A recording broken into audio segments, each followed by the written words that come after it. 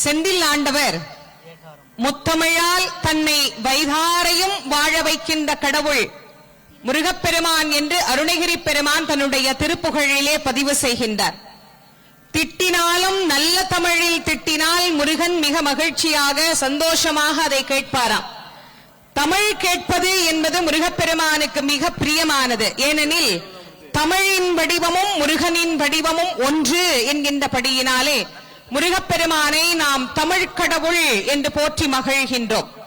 தமிழினுடைய வடிவம் முருகு என்கின்ற நாமத்திலேயே இணைந்திருக்கின்றது. முருகப்பெருமானுடைய நாமங்களிலே மிக தொன்மையான நாமத்திற்கு முருகு என்று பெயர். முருகுகள் இளமை நாற்றம் முருகவேள் விழாவணப்பாம் என்று பேசப்பட்ட அந்த நாமத்தில் மருவி வந்த நாமாதான் முருகன் என்கின்ற நாமா. அந்த முருகு என்பது வல்லினம், மெல்லினம், இடையினம் என்கின்ற 3 இனங்களும் இணைந்த ஒரு அற்புதமான கூட்டின் வார்த்தை. தமிழிலே த, மீ, இழ் என்கின்ற 3 எழுத்தும் வல்லினம், மெல்லினம், இடையினம் என்கின்ற 3 இனங்களையும் அமைக்கப்பட்டிருக்கிறது.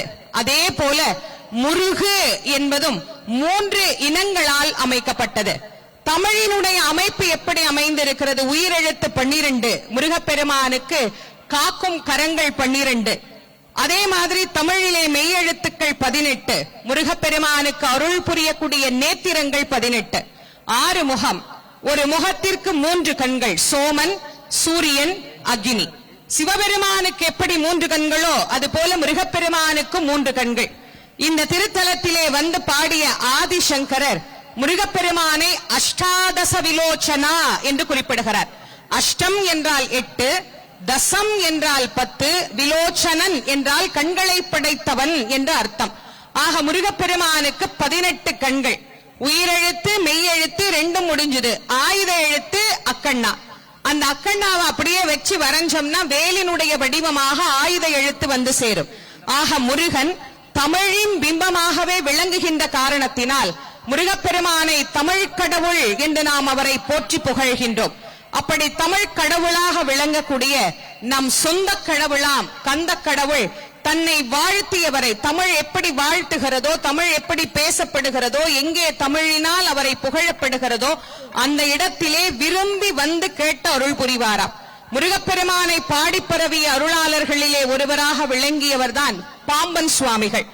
பாம்பன் என்கின்ற பழம்பதியிலே அவதரித்து முருகப்பெருமானை நேருக்கு நேராக மயான குழியிலே தரிசனம் செய்தவர் பாம்பன் சுவாமிகள். அந்த பாம்பன் சுவாமிகள் முருகப்பெருமானை வாழ்த்தி பல தோத்திரங்கள் பாடியிருக்கின்றார். 6666 பாடல்களை பாடியருளினார் பாம்பன் சுவாமிகள்.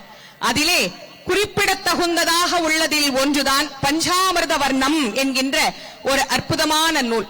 இந்த பஞ்சாமிர்த வண்ணம் முருகப்பெருமானுக்கு ரொம்ப பிடிக்கும். முருகனுக்கு பஞ்சாமிர்தமே ரொம்ப பிடிக்கும்.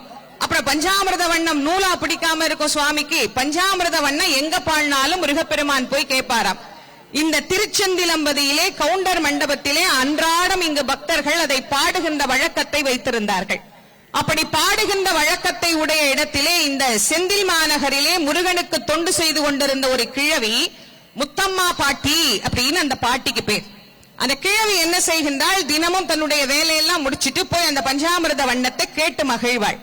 அப்படி ஒரு நாள் அவள் கேட்டுக்கொண்டிருக்கிற போது யாரோ ஒருத்தர், ஒரு சின்ன பையன் மாதிரி இருக்கிறார், ஆனா தூணுக்கு பின்னாடி ஒளிஞ்சிருந்து எட்டி பாக்குறார் அப்படிங்கறது தெரிஞ்சிருச்சு. யார் அது அப்படின்னு போய் கூப்பிட பாக்குறார். அவர் ஓடி போய் மறைஞ்சிடுறார். அடுத்த நாளும் அதே மாதிரி ஒருத்தர் நிக்கிறார், கூப்பிட பாக்குறார், ஓடி போயிடுறார்.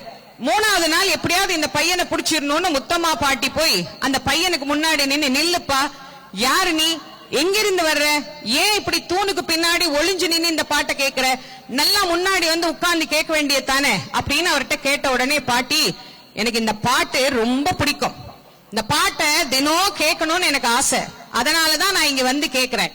நீ எங்கிருந்து வர்ற, யார் நீ, எத்தனை கேள்வி கேட்கிறேன், அதுக்கெல்லாம் பதில் சொல்லலையே. நான் இங்கதான் பாட்டி இருக்கேன். இங்கேயா இருக்கிற? நானும் இங்கேதான் இருக்கிறேன், ஆனா ஒரு நாள் கூட உன்னை நான் பார்த்ததே இல்லையே. ஓ, அப்ப நான் இருக்கிற இடம் உனக்கு இன்னும் தெரியலையா, வா காட்டுறேன் அப்படின்னு அந்த முத்தம்மா பாட்டியை கூட்டிக் கொண்டு போன முருகப்பெருமான் மூலஸ்தானத்திற்கு அருகே வந்த உடனே ஒரு சின்ன பெண் ஒன்று ஓடுகிறாள். அவள் பின்னாடியே இவரும் ஓடி போய் மறைகிறார். வள்ளியும் முருகனுமாக வந்து அன்றாடம் கேட்டு மகிழ்ந்த ஒரு அற்புதமான பதிகம் அப்படின்னா அது பஞ்சாமிர்த வண்ணம். ஆக எங்கெல்லாம் பஞ்சாமிர்த வண்ணம் பாடப்படுகிறதோ அங்கெல்லாம் முருகப்பெருமான் வந்து கேட்டு மகிழ்வார்.